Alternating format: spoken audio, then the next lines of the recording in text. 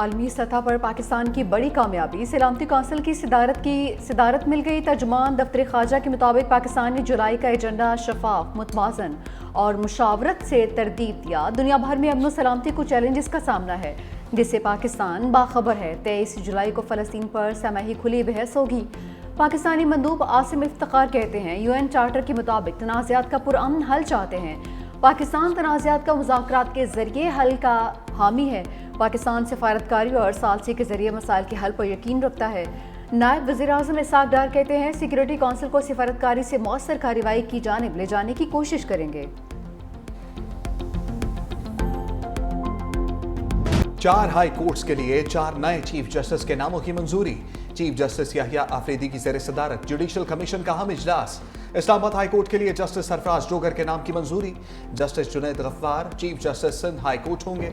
Justice Atiq Shah को chief justice Peshawar high court तैनात करने का फैसला। जस्टिस रोजी खान की chief justice Balochistan high court तैनाती की मंजूरी। राय के मुताबिक इस्लामाबाद हाई कोर्ट में चीफ जस्टिस के लिए जस्टिस सरफराज डोगर के हक में 9 वोट आए। चीफ जस्टिस याहिया आफरीदी ने जस्टिस मियां गुल हसन औरंगजेब के हक में वोट दिया। जस्टिस मंसूर अली शाह और जस्टिस मुनीब अख्तर का जस्टिस मोहसिन अख्तर कियानी के हक में वोट।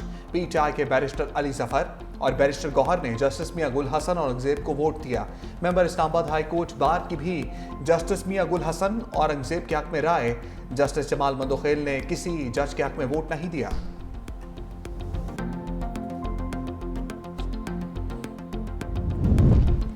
जस्टिस मंसूर अली शाह का जुडिशल कमीशन की कार्रवाई के दौरान एतराज़, कहा कि पहले 26वीं आईनी तरमीम पर फैसला होना चाहिए। जस्टिस मुनीब अख्तर ने भी जस्टिस मंसूर अली शाह की राय की हिमायत की। PTI के 2 अरकान जुडिशल कमीशन का भी जस्टिस मंसूर की राय से इत्तफाक। वज़ीर क़ानून खैबर पख्तूनख्वा ने भी जस्टिस मंसूर अली शाह की राय की हिमायत की। बैरिस्टर अली जफर कहते हैं कि इस्लामाबाद हाई कोर्ट में जजेस सीनियरिटी का मामला अभी इंट्रा कोर्ट अपील में ज़ेर इल्तवा है। हमारा यही मौक़िफ़ रहा है कि सीनियर जज ही को chief justice Islamabad high court मुकर्रर किया जाए।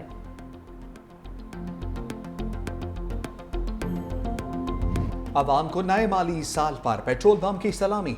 पेट्रोल की कीमत में 8 रुपये 34 पैसे इजाफा। नई कीमत 266 रुपये 79 पैसे हो गई। हाई स्पीड डीजल 10 रुपये 39 पैसे महंगा। फी लीटर 272 रुपये 98 पैसे। पेट्रोलियम क्लाइमेट सपोर्ट लेवी भी आयत। पेट्रोल डीजल और मट्टी के तेल पर 2 रुपये 50 पैसे लेवी आयत। पेट्रोल पर क्लाइमेट लेवी 75 रुपये 52 पैसे फी लीटर। हाई स्पीड डीजल पर लेवी 74 रुपये 51 पैसे मुकर्रर। अवाम पेट्रोल महंगा होने पर फट पड़े। जब से गवर्नमेंट आई है इनके भी कंट्रोल से बाहर होती जा रही है चीज़। पेट्रोल भी फ्री है, इनको हर सहूलतें हर चीज़ है। आवाम तो पिस रही है सर, तो ये ज्यादती करते हैं तो ये नहीं करें। बिजली और पेट्रोल इससे पूरा हो रहा है और कुछ नहीं। बच्चे समझ लिया आप खाने पे। आम आदमी किस तरह देख रहा है कि खर्चे पूरे करने मुश्किल हो जाते हैं, तो पेट्रोल क्यों नहीं महंगा हो। आज घरेलू सार्फिन के लिए जून 2024 से लेकर आज तक मज़ीद 7 रुपये 41 पैसे फी यूनिट कमी हम उसका ऐलान कर रहे हैं। बिजली पर रिलीफ तो सर्दियों में तो जरूरत नहीं, गर्मियों में होती है। पहले ही हमें नहीं मिला, तो अभी जो खत्म हुआ है तो पता नहीं उसमें टैक्स कितना और लगाएंगे। रोटी खाने का बंदोबस्त करें, रिहाइश का बंदोबस्त करें, किस चीज़ का करें, वही पैसे हमारे जो तनख्वाह के होते हैं वो हमारे बिजली के बिलों में चले जाते हैं। पेट्रोल बम के बाद आवाम को महंगी बिजली के झटके। वज़ीर-ए-आज़म का ऐलान करदा रिलीफ पैकेज भी खत्म। अप्रैल में बिजली की कीमतों में 7 रुपये फी यूनिट कमी का ऐलान किया था। इतलाक 3 अप्रैल से 30 जून तक था। बिजली पर रिलीफ पैकेज खत्म होने पर आवाम परेशान है। हुकूमत से सवाल किया कि मुस्तकिल रिलीफ कब मिलेगा।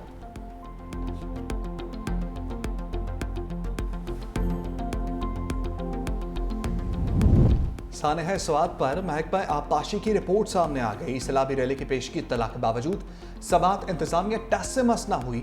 रिपोर्ट में कहा गया 27 जून को 6:30 पर ख्वाजा खेला से 6000 क्यूसेक पानी अखराज की इत्तला दी। 8:30 बजे ख्वाजा खेला से 26,000 क्यूसेक, 9 बजे 66,000 क्यूसेक पानी अखराज की इत्तला दी गई। ज़िला इंतजामिया के अलावा PGMA और दीगर इदारों को भी सैलाब की आगाही दी।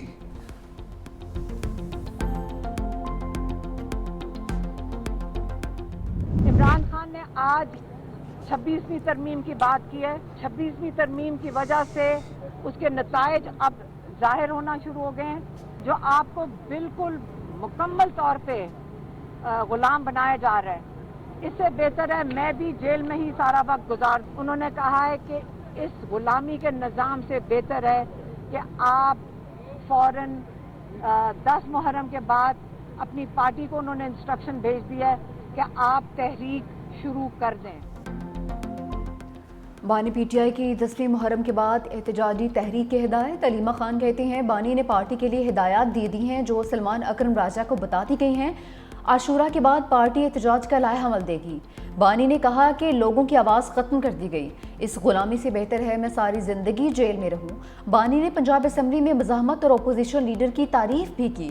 बानी को तन्हाई में कैद में रखा गया है, जेल में हकूक़ नहीं मिल रहे, किताबें भी नहीं दी जा रही हैं, 22 घंटे बंद रखा जाता है, सिर्फ 2 घंटे मिलते हैं। अलीमा खान को एक बार फिर बानी से मुलाकात की इजाज़त नहीं मिली।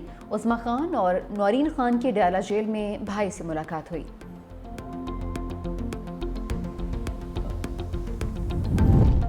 शाह महमूद कुरैशी समेत असीर रहनुमाओं की हुकूमत से मुज़ाकरात की हमायत। तहरीक इंसाफ के कैदी रहनुमाओं का मौजूदा क़यादत को ख़त हुकूमत से मशरूत मुज़ाकरात की तजवीज़ दे दी। लिखा बानी पीटीआई से मुलाकात पर मशरूत मुज़ाकरात किए जाएँ।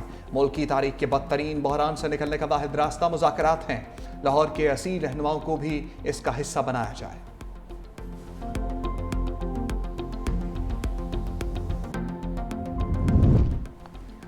पीटीआई का मौलाना फजलुर रहमान से राबिता। अमीर जेयूआई से हुकूमत ना गिराने की दरख्वास्त। मौलाना फजलुर रहमान ने कहा केपी हुकूमत गिराने में कोई दिलचस्पी नहीं है। मौजूदा असम्बलियाँ बाशमूल केपी हकीकी मैंडेट की हामिल नहीं हैं। विफाकी या सूबाई हुकूमत में आने में कोई दिलचस्पी नहीं। साफ, शफाफ, मुनसिफाना, गैर जानिबदाराना नए इंतखाबात होने चाहिए।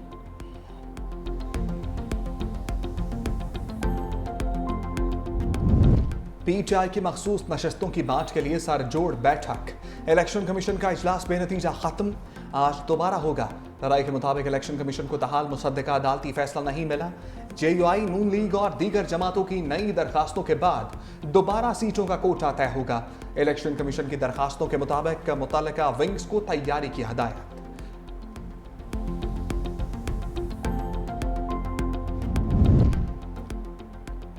टैक्स वसूली मिशन इम्पॉसिबल। एफबीआर हदफ हासिल करने में नाकाम। हदफ में 2 बार कमी के बावजूद 165 अरब रुपए कम वसूल हुए। माली साल के फाइनेंस बिल पर मुकर्रर करदा हदफ के मुताबिक शॉर्टफॉल 1248 अरब रुपए रहा।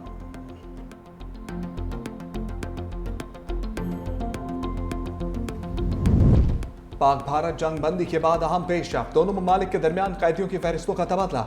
तर्जमान दफ्तर खारजा के मुताबिक फहरिस्तों का तबादला कौंसलर रसाई के मोहदे 2008 की तामील में हुआ।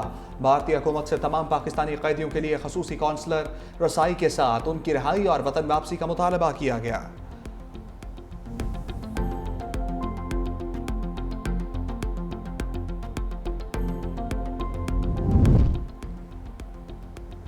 लकी मरवत में नामालूम अफराद की फायरिंग से 2 ट्रैफिक पुलिस एहलकार शहीद। दोनों एहलकार ट्रैफिक ड्यूटी के लिए जा रहे थे।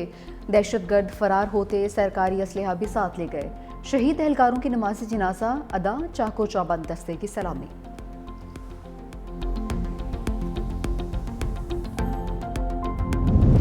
कराची समेत सिंध भर के लिए तरक्याती पैकेज। सीनियर वजीर शजील मेमन का बड़ा ऐलान। कहा आइंदा तिमाही में 40,000 नए असातिज़ा की भर्ती शुरू कर दी जाएगी। 4 नए IBA कम्युनिटी कॉलेजेस कायम करेंगे। कराची के लिए मुख्तस खसूसी तरक्याती पैकेज पर काम जारी है। सड़कों, पानी, सेवरेज और मास ट्रांजिट के मंसूबे जल्द शुरू होने जा रहे हैं। 50 इलेक्ट्रिक बसों के बाद मजीद 100 बसें अगस्त तक सड़कों पर लाई जाएंगी।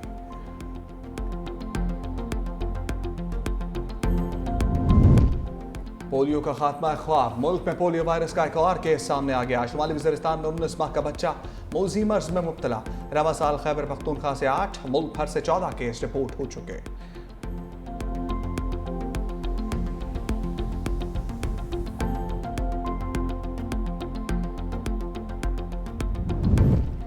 स्कर्दू में लापता रावलपिंडी से ताल्लुक़ रखने वाले सयाह मिल चुके हैं। सयाहों की गाड़ी को बाबूसर टॉप के मकाम पर शनाख्त कर लिया गया। गाड़ी में मौजूद तमाम अफराद महफूज हैं। बर वक्त तलाश करने पर अहले खाना ने गिलगित बल्तिस्तान पुलिस का शुक्रिया अदा किया। तर्जुमान वज़ीर आला गिलगित बल्तिस्तान फैजुल्लाह फराख कहते हैं सयाहों की गाड़ी रास्ते में ख़राब हो गई थी। 24 घंटे की CCTV फुटेजेस देखने के बाद सयाहों को तलाश किया गया है। अहले खाना की जानिब से गिलगित इंतज़ामिया से राबिता किया गया था। सयाहों की गाड़ी इतवार के रोज़ स्कर्दू से रावलपिंडी जाते हुए लापता हुई थी।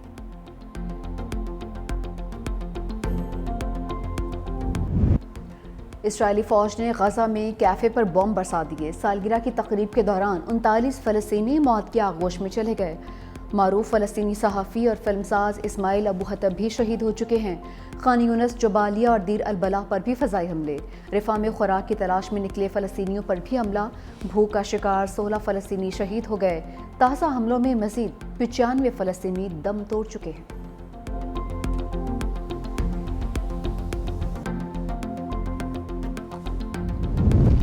कोशिश है 7 जुलाई से पहले गजा में सीज फायर हो जाए।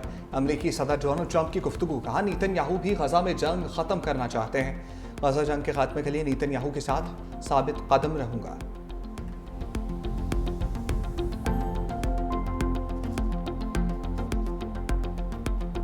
ट्रंप और इलॉन मस्क के दरमियान फिर ठन गई। अमेरिकी सदर का इलॉन मस्क को डीपोर्ट करने पर गौर।